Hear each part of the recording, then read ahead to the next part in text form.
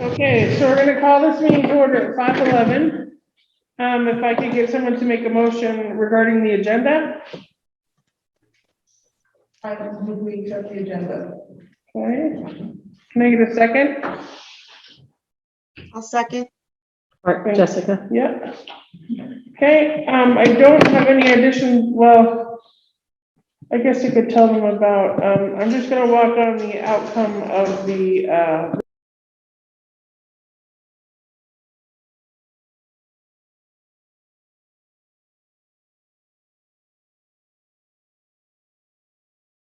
put that on, at the end. Okay, anything else? Okay, all of those in favor of the agenda, please signify by saying aye. Okay, thank you. Communications with, oh, yes. Okay. Communications with parents, citizens, and staff. I have not heard from anybody on the RNESU level. Well, actually, that's not true. So we did have one parent contact us, about the leaving early on 1 month on Fridays, the third Friday of every month. Wanted to know if we had thought of anything else. They were concerned that students would not, were not being serviced by having this professional day. So I wrote back to her and said that teachers had asked for it, that we thought it was good for kids. It's only once a month. They get a little bit of a longer weekend, and she has not responded back. So I assume she's okay with it. Consent agenda. Anyone want to make a motion? I move that we accept the consent agenda. Okay. Someone want a second? Brenda is seconding, okay. Can you guys hear? Okay, good. Okay. All those in favor of the consent agenda signify by saying aye. All those opposed? Okay. Consent agenda passes. Thank you. Communications and support to the board. That's you. So, this isn't in a written report because I talked with Lori yesterday maybe about my desire to kind of walk it on and talk about it. But I want to give you an update on the State of the Union and how difficult things are right now. I do tend to be a person who is Pollyanna-ish and say everything's peachy keen, and if not, we'll make it so. But you should be aware that we've got some issues going on right now. First and foremost is a staffing issue. We are still down 4 interventionists, all 3 Otter Valley interventionists and 1 at Lothrop. We are down numerous, we need more bus drivers. We are down paraeducators, and probably custodians. I'm not sure the status of custodians.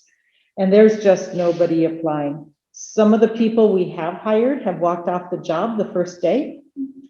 And this is not unique to RNESU, but it is highly concerning. We hired an interventionist for Otter Creek Academy who ended up subbing for a teacher who took a leave for the year, and she was going to sub until we could hire a teacher, but we ultimately, you just hired tonight an interventionist there and we're going to keep that experienced teacher in the classroom because we wanted to prioritize the experience in the classroom, and we can support the brand new green interventionist with our coaches outside the classroom. We are trying to be as creative as we can be. We have no subs.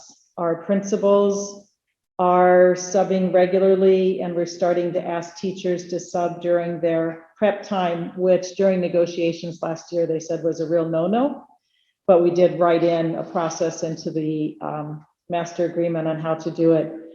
The major concern I have with all this is only September 15th, and we're going to be pretty exhausted pretty fast. This is happening all around us. We're actually in better shape staffing wise than most of our neighboring school districts, but it's not good. The schools are absolutely strapped to the very, very limit. In addition, we have approximately nine people on provisional or emergency licenses this year. Generally speaking, we'll have 2 or 3 a year, and they're people who are very close to, maybe a class away, or maybe they need the praxis, or maybe they moved in from out of state and need time to do the transfer of licensing. That's not necessarily the case this year. That's a pretty high number of people on provisional and emergency licenses. They are licensed, but we will need to give a great deal of additional support to folks so that they complete that license. We also have, and this is not your board, I'm just giving you the information. We also have a no librarian currently for the Otter Valley Union High School Library. And there's nobody out there to sub for our librarian who is on leave. There's just nobody out there. So we have the library para assistant is stepping in right now, and we're looking at what options we have there. So that's one area that I just want you to be aware of, that it's not great. We're not doing as well as we could be doing in that area, and not really sure what else to do. The other area really has to do with the fact that COVID did not go away. We identified 62 close contacts of a positive case over the weekend at Otter Valley. We identified 25 close contacts of a positive case just today at Lothrop. And there really is no support right now from the state on this.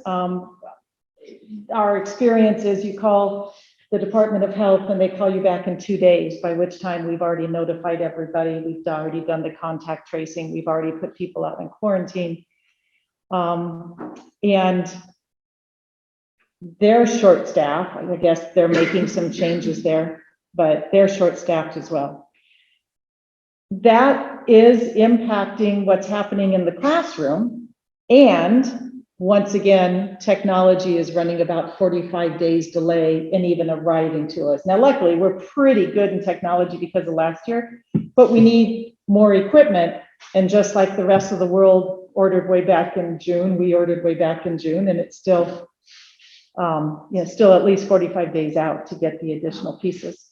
So I just need you to know that we are struggling with things that I don't normally bring to the board, and I'm not asking for action on this, but I feel it's important that you understand that our staffing situation is very tenuous, and the COVID impact we see increasing on the schools on a daily basis. The kids are doing great wearing masks. The good thing about the case at Otter Valley last week is there were 6 adults involved, and 5 of those adults were vaccinated, so they did not need to quarantine. And that's good news because we could keep the school open, we could keep things going. We are not having staff hybrid into a classroom, and so every time there's a case and kids are quarantined, they are missing, even if they get homework, they are missing a week or more of learning in the classroom, which is going to affect as well. This is supposed to be our recovery and redesign year, and it's going to affect our recovery. Basically, we're not out of COVID. It's not over with. And I'll let all the boards know, because I think this is just important that you know that it's difficult right now. And I really worry for the health and welfare. Right now, I'd say first and foremost of my administrators who are teaching on a regular basis, as well as running a school, and also for our staff. Any questions on any of that lovely news? I wouldn't have any questions, but I will tell you that if you do find that you need something from us, you just need to ask. Thank you. And I'm not asking for anything now. This is informational, but thank you for that. Yeah. Okay. Any questions for Jean? The only question I have is that you already answered it, but it was like, what about the kids who are quarantining and missing time? Right. Right. Okay. Next thing on our agenda is the monitoring report 2.8, which is communication and board support. So this is Jean bringing her monitoring report to us. I believe we've already looked at this one time before. I think it is an update, yes. Yes, so I believe we're updating. Hopefully you've had a chance to read it. At this point, does anybody have any questions? Actually, I would like somebody to make a motion to adopt, or is it approve? Accept. Accept, there's the word, I knew it was an A word, to accept 2.8, and then we can talk about it. Okay, Becky, any, in a second? Second from Barbara, thank you. Okay, 2.8. Bill? Yeah, this is where we went off the rails on this kind of thing, is saying, 2.8, what's that? So let me look it up. So I go to the Rutland Northeast website, and I can go to the little search feature with the microscope, and so forth and so on. And I don't find 2.8. And this comes through, but then when I try the same thing on 4.1, that doesn't come through either. And so I'm saying, why isn't this working together? And I didn't get it working together. Maybe it's the old system or versus the new system. But when I did get to the content of the things, they told us how we would proceed with a policy, not what we would do about a particular policy. We're discussing it in the abstract. And when it's in the abstract, it really has no meaning, because reality has a teacher shortage and a COVID crisis on their backs. And so I was just finding it wasn't really fitting like it should. Okay. So I guess my question to you is that when you went on the website to find 2.8, you couldn't find our policies at all? Well, you see, I did go to I went to the website. Which Okay. is what one should do. Right. And were you able to find the policies? Yes. Okay. Then when I did find them, then it was this problem of what's the relevance of this procedure, because it was a procedure, not content. So, well, that's part of policy governance as far as so Jean tells us about things are not as rosy as we would like them to be right now. But policy governance would tell us that we're supposed to be making sure that she's following all of our policies and procedures, and we're not, what's the word I want to use? We're not involved in the day-to-day issues that she is dealing with. But she should make us aware of them if they are impacting.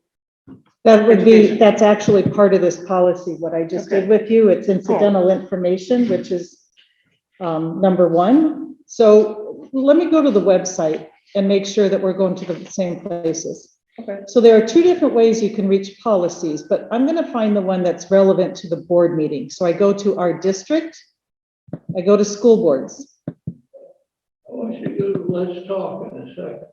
Okay, in a second, if that's what Lori wants. So then I go down to this board. There's the RNESU board. I would click here if I want the agendas. I would click here if you want the policies, here for past reports, and here for the work plan. In this case, you're talking about policy 2.8. So if you wanted to read the policy, which is built into the report, but if you wanted to read it without the report, you would click on policy governance policies for RNESU and scroll down until you get to 2.8. I did not know there is. That's what I'm guessing. Or the original route, which did not go there at all. So that's how you would get to policies, and I'm guessing that you didn't. If you want to get to the agenda, then going back to the RNESU board page, you click on meeting agendas, and here's tonight's agenda, consent agenda, superintendent's report, and supplemental docs. Found it. Okay, so my report is inside the supplemental docs. If you want to see all policies, you go to resources and down to policies, and that goes beyond the policy governance policies. So that might help, help you find where to find what you need for the meeting. I'm not sure how much time you want me to spend on this if you're talking about this policy, but I wanted to make sure that people knew where to find the report or find the original policy if you wanted it. Well, the bigger point is, are these procedures for handling policies really policies? I'm not sure what you mean by procedures for handling policies, but when I'm giving you a monitoring report, I'm giving you a report on how I am responding to the policy that you wrote for the superintendent to live within. And that's what the monitoring report does, is it tells you, am I in compliance with what you said I have to do? So a lot of times you'll read procedures within it because I'm telling you that's how I'm in compliance with what the board has told me to do. So this is how you hold me accountable. You wrote the policy, you said all the twos I'm responsible for, and I have to tell you, according to your work plan, whether or not I'm following them, or if there's a violation, like the IRS designation was a violation, so I would also tell you that. I did not write in the previous board, Robert. Right, but it is what this board has. Well, it is what it is. Right, But just like you went into this business of teacher shortage, that's a very, very compelling crisis. right, I agree. And that's why, and this policy that you're looking at tonight says that I have to provide you with that type of incidental information so that the board is not uninformed. And that was an example of actually following this policy. So, Jean, just, Oh, go ahead, Jacob. oh, sorry. Just to clarify, so when you highlight incidental, that is an update because of what it previously was? What I know you He can't. wanted to know if it was an incident, if it was highlighted, then it's new information or it's been changed. Yeah, if it's in, before. yeah, correct. If it's highlighted, it's an update from the last time you saw this. And you're basically you're using the word incidental synonymously with what you, your informational reports, yeah. Right, incidental, informational, same word, yeah. Your policy uses the word incidental, I think. Maybe it doesn't, maybe I did, but it's informational, right? Thank you.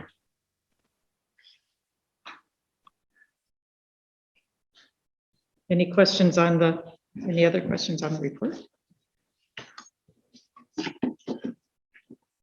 Not hearing any, I will take a vote. All of those in favor of accepting 2.8, please signify by saying aye. Okay, 2.8 passes. Okay, the next policy that we're gonna look at tonight, which is one of our own policies, is 3.1, which is unity of something. Let's see, I have it here. Thank you, unity of control. So hopefully everybody got to look at it. So what I want to do tonight is, hopefully you've been able to read it. I want to make sure that we understand as a board what that means for us, which is the first column that we need to answer. And then I also want us to look at whether or not we actually do this. And if we don't, we should change it to what our actual procedure is. And then if we can come up with some examples.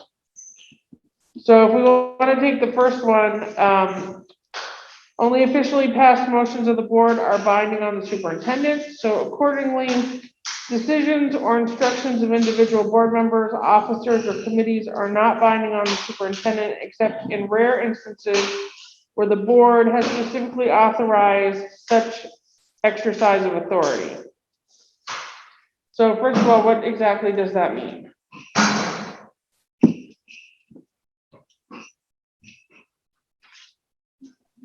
That the board speaks as a whole? Okay, yep.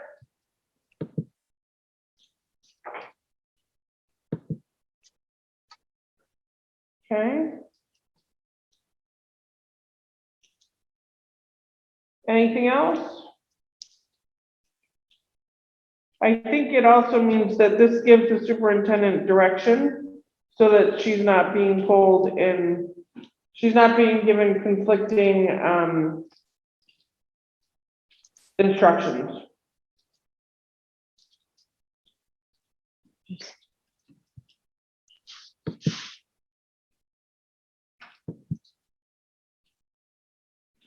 Okay, anybody got any examples for that?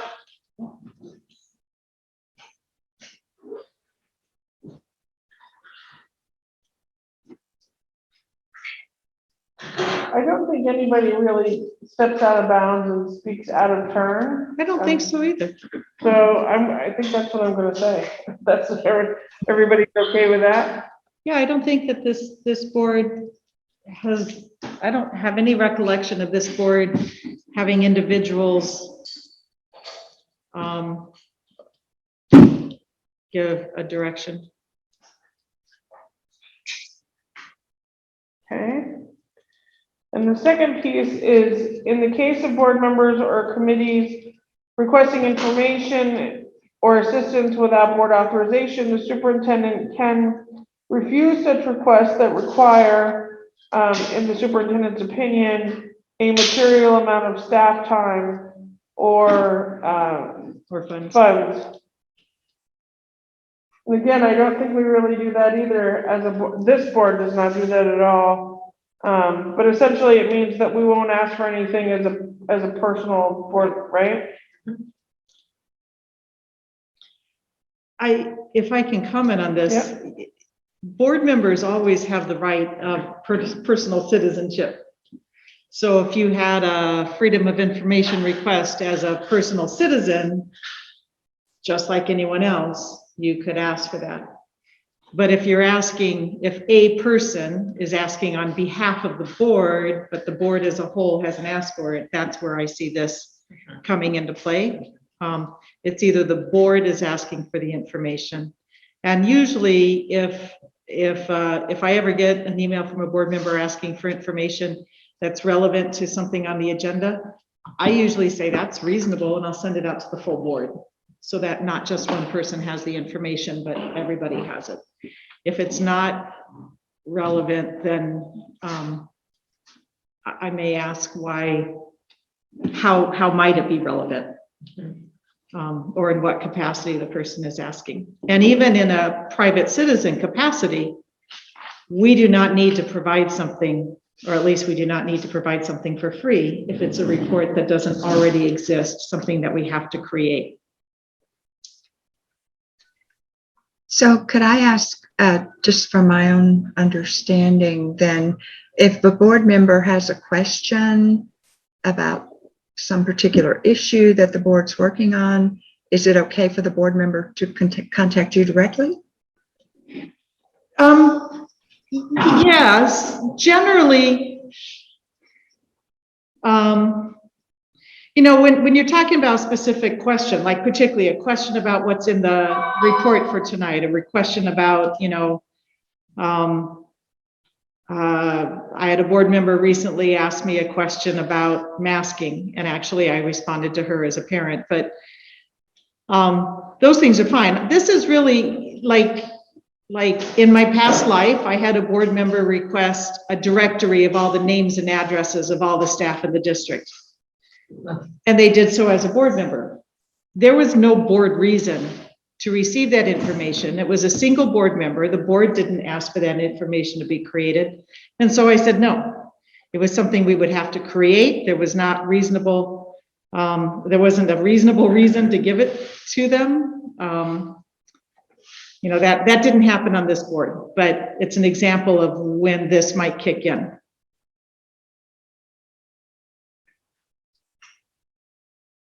Does that answer your question, Brenda? Yes, yes, and I think we're in line with that. If clearly the superintendent's not being burdened by questions, then we must be doing okay. And as far as the wording for this policy, does anybody have any changes, or are we good with that wording as it stands? I don't have any issues with it, but I want to make sure nobody else does. Barstow looks okay. Okay, so I think we can say that we have essentially put 3.1 to bed.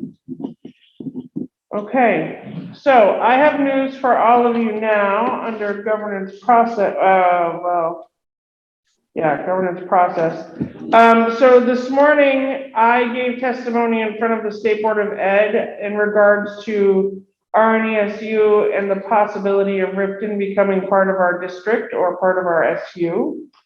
I was very forthright with them that we did not feel that they would be a good fit for us, that they were too small, that it would cause us a lot of additional time and money, staffing would become an issue, costs would become an issue. So anyway, so suffice to say that they agreed, and so Ripton will not be coming to RNESU. And as a matter of fact, the State Board of Education pointedly told Ripton that they needed to open conversations with ACSD and go back to them. So we'll see how that goes. So does anybody have any questions on that? Okay.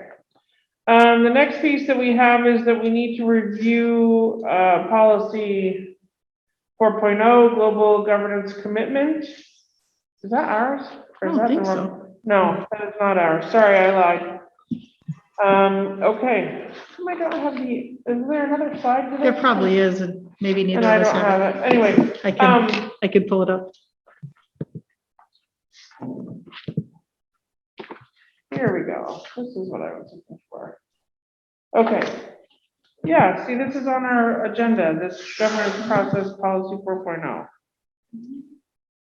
Oh, you're just reading it and reviewing it, I guess. Okay, so it says the purpose of the board on behalf of the residents of Brandon, Goshen, Lester, Pittsford, Sudbury, and Whiting, and I think Barstow and Mendon, is to see Right. to, I think maybe that's why we had to review it, because that was missing. right, is to see to it that the Rutland Northeast Supervisory Union A achieves appropriate results for students at an appropriate cost as specified in board ends policies, and B, avoids unacceptable actions and situations as prohibited in board executive limitations policy. So I think that is why it's here, is we recognize that Chittenden and Mendon had not been included in your original policy, and I just wanted to get your consensus that we can add Chittenden and Mendon to the RNESU global ends.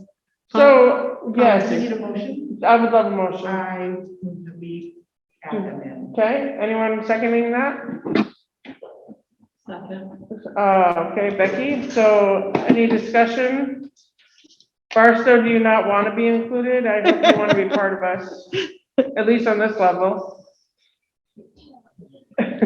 Okay, so all those in favor of that change, please signify by saying aye.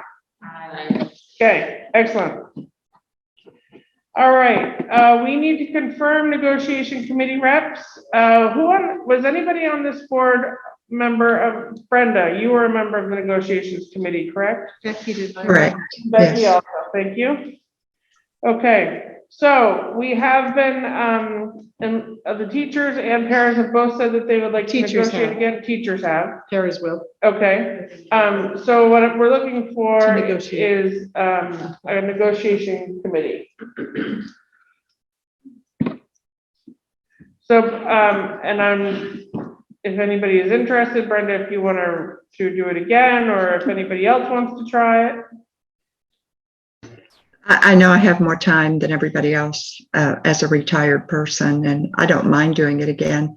But I do encourage others to do it. It's interesting, especially if you've never been on a negotiating committee. It's a lot of reading, but other than that, the lead negotiators and the attorneys kind of set the pace, I guess I would say, and the rest of us are just kind of along for the ride. So it's not a burdensome responsibility. But that said, I'm happy to do it again. But I think we're not limited to one person, are we? No, we can have as many as we want, and I don't think do we need a motion to make them active members? Yes, you should appoint. Okay, so we should appoint, so yes, so is anybody else willing to be on that board or committee? Well,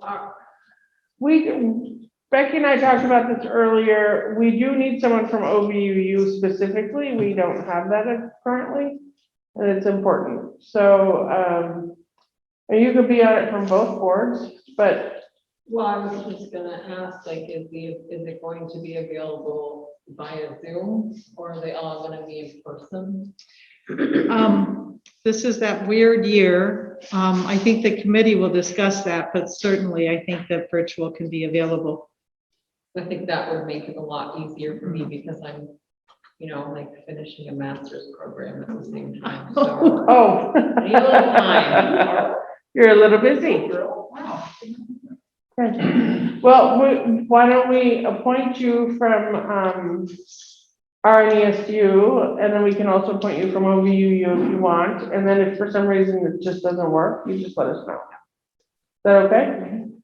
Okay, So yep, I move that we appoint the Redford and Fred Hummel to the negotiating committee for RNESU. okay, and if anybody else wants to join in later, just let us know. That would be fun. Okay, so all those in favor, please signify by saying aye. I have a second. Oh, did we not get a second? I Oh. didn't hear one. All right, who wants to second that motion? Anybody at Barstow want to second that motion? Jessica, Jessica. there we go. Thank you. So all of those in favor of that motion, please signify by saying aye. Aye. Okay, perfect, thank you. All right, last thing before we adjourn tonight is to review our work plan. Which I have here somewhere. Well, actually I didn't. So next month is October. We will start looking at preliminary budgets. We should be talking a little bit about budgets at that point. Yeah, I'll pull it up. So, but is there anything else that anyone feels we should be talking about as the RNESU board? Hold on.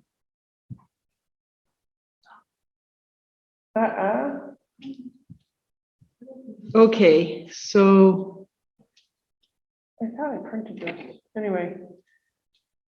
So October 15th.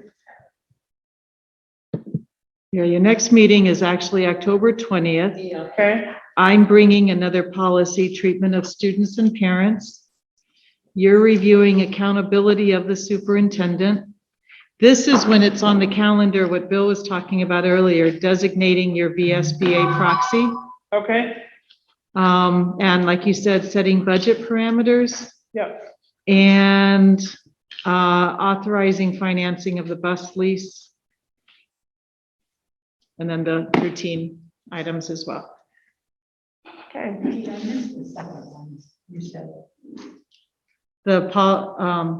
Budget parameter? I don't know what the first one was, so tell me that and I'll tell you. Reviewing accountability of the superintendent. The first one before that was treatment of students and parents policy. Thank you. So it sounds like we have a full agenda, but if there's something that comes to mind that needs to be brought to our board, just let me know. Okay? We will be at a different school. What school will we be at in October? I don't think I wrote that down. That's all right. Well, we'll be at a different school. We will. It says, it said on the agenda, North Campus. Oh, right. it North will- Campus, okay. Thank you. Perfect. We will be at North Campus for October 20th because that's where Otter Valley will be meeting after this. Okay. So, anything else that needs to come before this board? Hearing nothing, I would entertain a motion to adjourn. Okay, second? Second. All those in favor? Aye.